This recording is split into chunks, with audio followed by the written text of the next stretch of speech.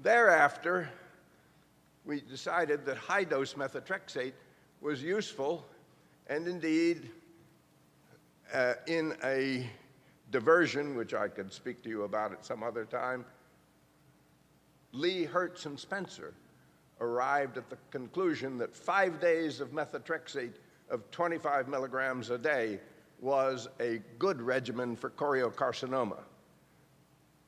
Having done so, choriocarcinoma became curable.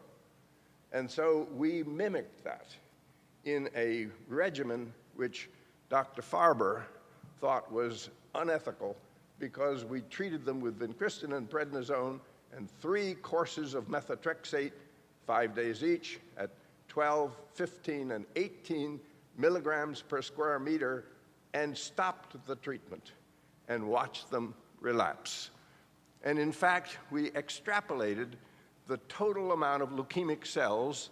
You can see on the left here a geometric scale, 2 to the 5th, 2 to the 10th, on up to 2 to the 40th, and we calculated weight of the spleen, lymph node size, marrow cellularity, white count, and tried to estimate the number of cells, and watched it regress during the treatment.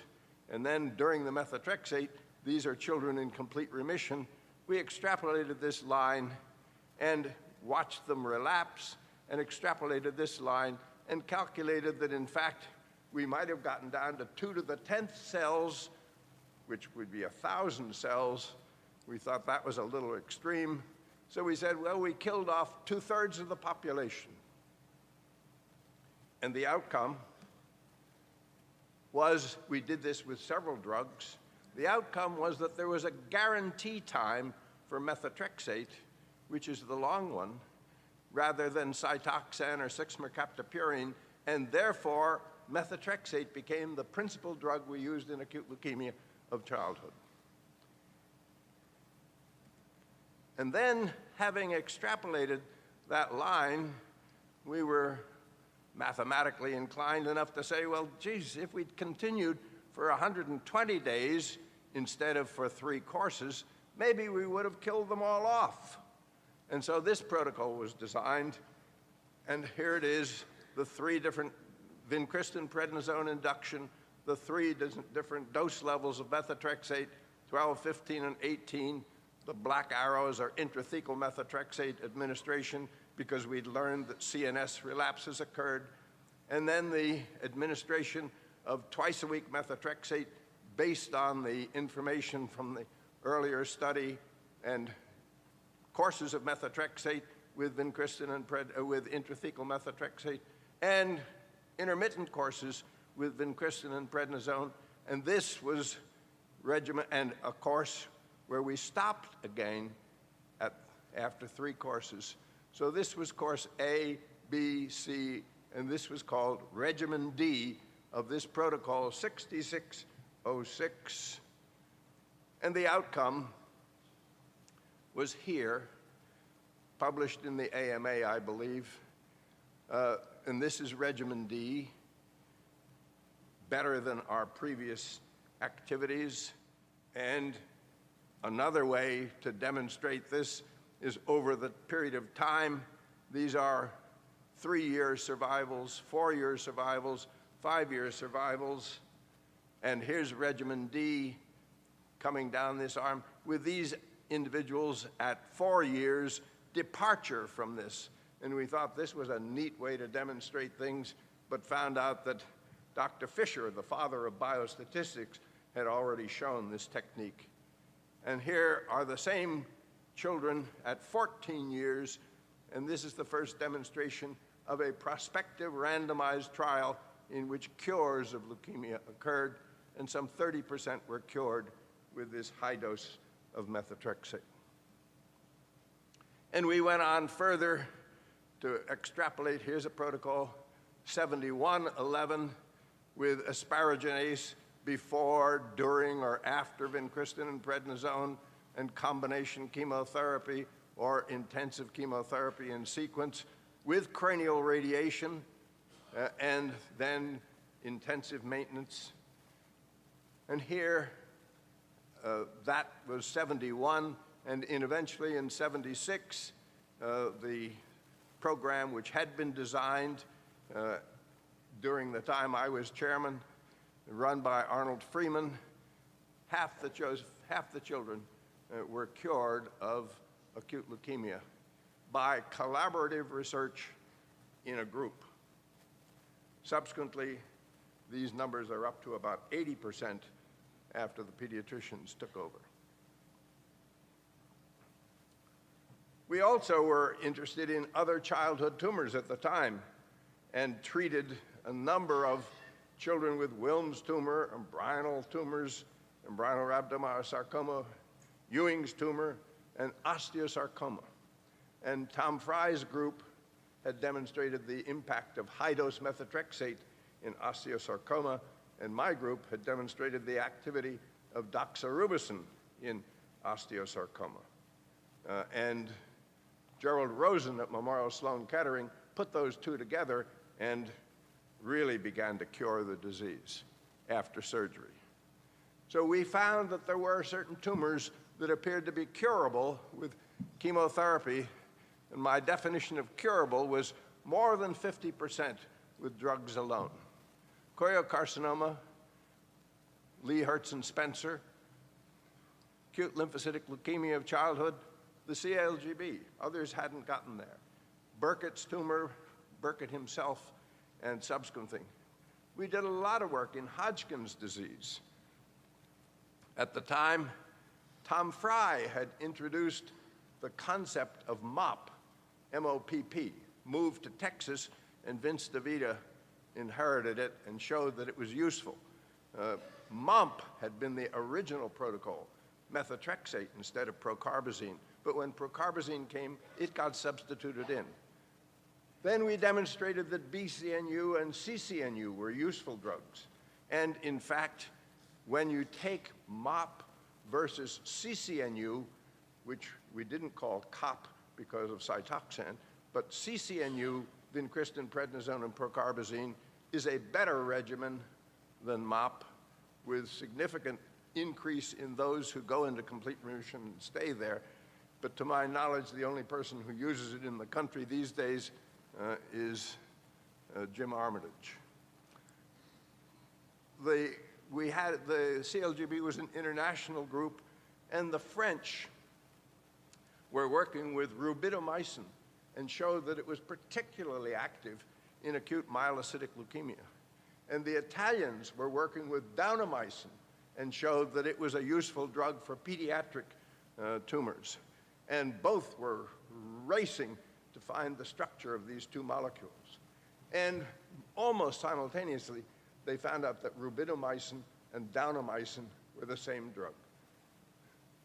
And then they found out that rubidomycin, made by Ron Palenque, and downomycin, made by Pharmatalia, both companies were owned by the same holding company.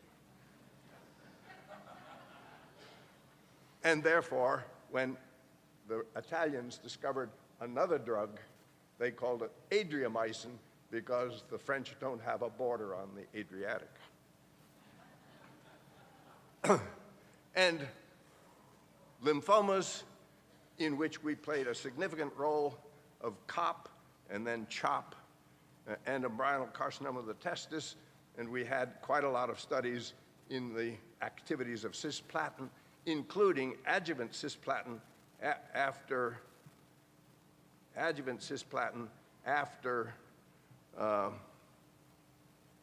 orchiectomy, which was abandoned because the treatment was so good that we didn't want to treat those who wouldn't relapse. And then the childhood activities, these are cancers subcurable with chemotherapy, which require the surgery to remove the primary tumor. And we did a lot of work in Wilms tumor, and then it became an independent study group. And I indicated that realistically, osteosarcoma was a combination of CLGB's activities that Rosen put together. Embryonal rhabdomyosarcoma also became an independent study group. I was a little enthusiastic, I think, thinking we could subcure small cell carcinoma. But at the time, indeed, in the Eastern Solid Tumor Group, this was a protocol in which resection of the affected lobe was accomplished rather than radiotherapy. And we have a lot of activity in the cancer and leukemia group B, and that's why the name got to be cancer in terms of carcinoma of the breast. Before leaving the leukemias, though, here is a study of remarkable improvement. But if you look closely, figures don't lie, but liars can figure. If you look, this is at 10% over here. And these are our early studies up until, I think, 1977, before Ara-C. And then Ara-C came into use through the CALGB. And the French, having rubidomycin and daunomycin, we used the combination of Ara-C and Cytoxan, Ara-C and thioguanine, Ara-C and CCNU, or Ara-C and daunorubicin, all of which had been explored in mice at the Southern Research Institute. But in humans, Ara-C and daunorubicin became the treatment of choice. And we started out with a regimen of 5 days of Ara-C and 2 days of daunorubicin. But using the composite data of the CALGB, recognizing that the marrow clearance of blasts was insufficient, we increased that to 7 and 3, and that was published in 1970, I think, and hasn't really changed since that time. Then, and this is a study that Bob Mayer conducted under Tom Fry's chairmanship with high-dose Ara-C. Tom has always been an advocate of if you can give this much, give more. And these are intensive courses of Ara-C versus higher dose infusion or the standard, and it was significantly different, and high-dose Ara-C has become a standard in the treatment of acute myelocytic leukemia. And then again, under Tom Fry's chairmanship, Lou Silverman carried on several studies of azacitidine, and this was the study that was approved by the FDA the first time that one could demonstrate a change in survival from azacitidine and the prevention of leukemia. In the control group, 21% had leukemia versus 12, or I can't read it from here, I guess. No, acute leukemia is the first event, 15% when treated with azacitidine versus 38% in the control group. And acute leukemia in the first 6 months, 3% in the treatment group versus 24% in the control group, the first time anybody had reported the prevention of acute leukemia. So we went on with emphasis in breast cancer, recognizing we'd learned a lot from acute leukemia. And one of the factors that made it easy to understand acute leukemia was we could quantify the tumor. You could do a blood count every day if you wanted to and see the number of cells represented in the periphery. So I invented a phraseology that helped me and all the people whose paychecks I signed understand the size of a tumor. A chelocytoma, a megacytoma, which you can't see, a gigacytoma, which is the size of the tip of your pinky finger, and a teracytoma. And we were treating most patients with advanced cancer who were between gigacytomas and teracytomas. And of course, that represents a huge challenge. And we had to get back, as we did with acute leukemia, with the induction of vincristine and prednisone to treating megacytomas, which were curable.